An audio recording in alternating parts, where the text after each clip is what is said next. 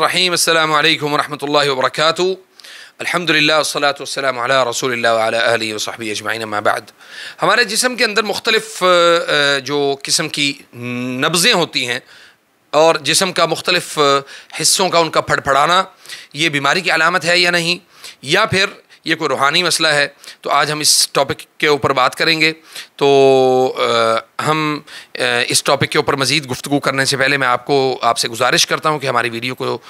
Subscribe کریں، یعنی ہمارے چینل کو سبسکرائب کریں، بیل آئیکن کو دبائیں، اور ویڈیو اگر اچھی لگے تو لوگوں کے ساتھ اس کو شیئر بھی کر دیا کریں۔ جسم میں کبھی یہاں اور کبھی وہاں مختلف حصوں کے اندر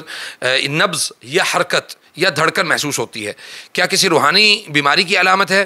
تو اس کی جو کیفیت ہے وہ میں آپ کے سامنے رکھ دیتا ہوں انشاءاللہ۔ اگر جسم میں مختلف جگہوں کے اوپر نبض کی حرکت یا دھڑکن جیسی کیفیت محسوس ہو تو یہ دیکھا جائے گا کہ کیا اس کے ساتھ دیگر روحانی علامات بھی موجود ہیں یا صرف نبض محسوس ہوتی ہے بغیر کسی اور علامت کے۔ اگر یہ نبض روحانی بیماری مثلا مس یا حسد کی دیگر علامات کے ساتھ ہو تو تب ایک یہ علامت بن سکتی ہے، لیکن اگر کوئی اور علامت نہ ہو تو صرف نبض کا ہونا کافی نہیں ہے، یعنی نبض کا یا اس دھڑکن کا ہونا کافی نہیں ہے۔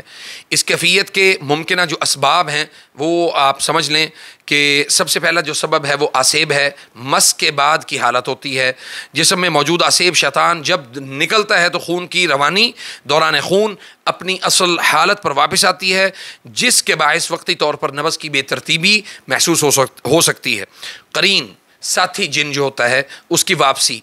اگر جسم میں پہلے کوئی اور مس تھا جو قرین کی حرکت کو دبا رہا تھا تو اس کی حرکت کے نکلنے کے بعد قرین کی معمول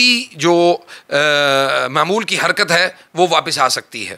مس یا سحر کی جگہ کا بدلنا، کبھی کبھار سحر یا جن جسم میں کسی ایک جگہ پر ٹھہرا ہوتا ہے اور جب وہ جگہ بدلتا ہے تو اس مقام پر خون کے روانی کے اندر جو ہے نا وہ تبدیلی واقع ہوتی ہے، اس وجہ سے بھی یہ نبض محسوس ہو سکتی ہے۔ خادم سحر کے نکلنے کی علامت ہے یہ، یعنی بعض دفعہ جسم کے اندر سے جو جن خادم سحر کے اوپر خادم ہوتا ہے وہ جب جسم سے نکل جاتا ہے لیکن اس کا مس یعنی اس کا اثر جو ہے وہ معمولی سا وہ جسم کے اندر باقی رہ جاتا ہے، تو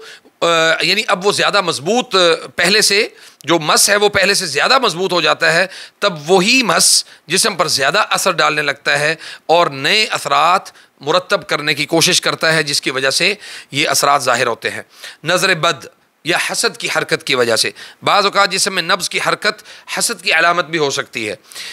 جو جسم میں ادھر ادھر منتقل ہوتی رہتی ہے، جس کی وجہ سے ہمیں لگتا ہے کہ ہمارا جسم مختلف حصوں میں جو ہے نا وہ تقسیم ہو رہا ہے، یا پھر ہمارے جسم کے اندر اس کے جو اعضاء ہیں ان کی جو حرکت ہے وہ تبدیل ہو رہی ہے۔ مس کے بعد کے باقی جو علامات ہیں وہ بعض مریضوں میں جن پر مکمل رقیہ پڑھا جا چکا ہو اور جن سے مس نکل چکا ہو پھر بھی نبض محسوس ہو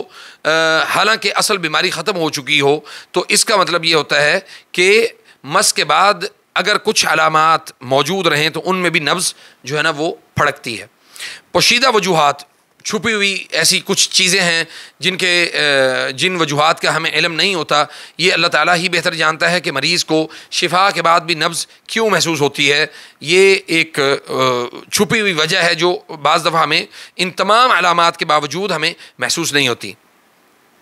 علاج کے دوران نبض کی حرکت شفا کی علامت بھی ہو سکتی ہے۔ بعض مریض خود سے علاج کرتے ہیں اور ان کے اندر وہ دھڑکن اور وہ پھڑپھڑاہٹ جو ہے وہ محسوس ہوتی ہے، اس کا مطلب ہے کہ اللہ تعالیٰ ان کو اس بیماری سے نکال رہا ہے اور شفا کی علامت ہے۔ اچھا، بعض دفعہ ایسا ہوتا ہے کہ بالکل جسم بے جان ہو جاتا ہے، تو اس کا مطلب یہ ہوتا ہے کہ کئی مریض جنہیں روحانی مرض ہوتا ہے ان میں رقیہ کے دوران نبض بالکل بھی محسوس نہیں ہوتی۔ اس سے پتہ چلتا ہے کہ صرف نبض سے بیماری کا اندازہ نہیں لگایا جا سکتا۔ اچھا، وساوس العافیہ یا وسوسہ، کچھ لوگ جنہیں اللہ نے شفا دی وہ وسوسے میں مبتلا ہو جاتے ہیں کہ کہیں بیماری واپس نہ آ گئی ہو، اور معمولی نبض پر بھی وہ فکر مند ہو جاتے ہیں، حالانکہ حقیقت میں ایسا کچھ نہیں ہوتا۔ زیادہ تر اوقات میں یہ نبض صرف وسوسے اور وہم کا دروازہ کھولتی ہے۔ زیادہ تر، یہ میں الفاظ دوبارہ دہرا رہا ہوں، زیادہ تر یہ نبض وسوسے اور وہم کا دروازہ کھولتی ہے۔ اس لیے ان جیسی تمام تر علامات سے اپنے آپ کو ہوشیار رکھیں۔ بعض دفعہ نبض کے بجائے اپنی اصل علامات پر ہمیں توجہ کی ضرورت ہوتی ہے۔ اگر وہ علامات شفا کی طرف ہوں، یعنی شفا کی طرف اشارہ کرتی ہوں، تو اللہ کا شکر ادا کریں۔ اگر نہیں تو اپنے علاج کو مکمل جاری رکھیں اور اللہ پر مکمل بھروسہ رکھیں۔ میں امید کرتا ہوں انشاءاللہ کہ آپ کو یہ تمام جو ہماری جو نقاط ہیں وہ آپ کو سمجھ میں آ گئے ہوں گے، اور بإذن اللہ و بتوفیق اللہ آپ اس ویڈیو کو لوگوں کے ساتھ بھی شیئر کیجیے گا، اور ان جیسی تمام تر چیزوں کے اوپر ڈسکشن سننے کے لیے آپ کو ہمارے چینل کو سبسکرائب کرنا پڑے گا۔ والسلام علیکم ورحمۃ اللہ وبرکاتہ۔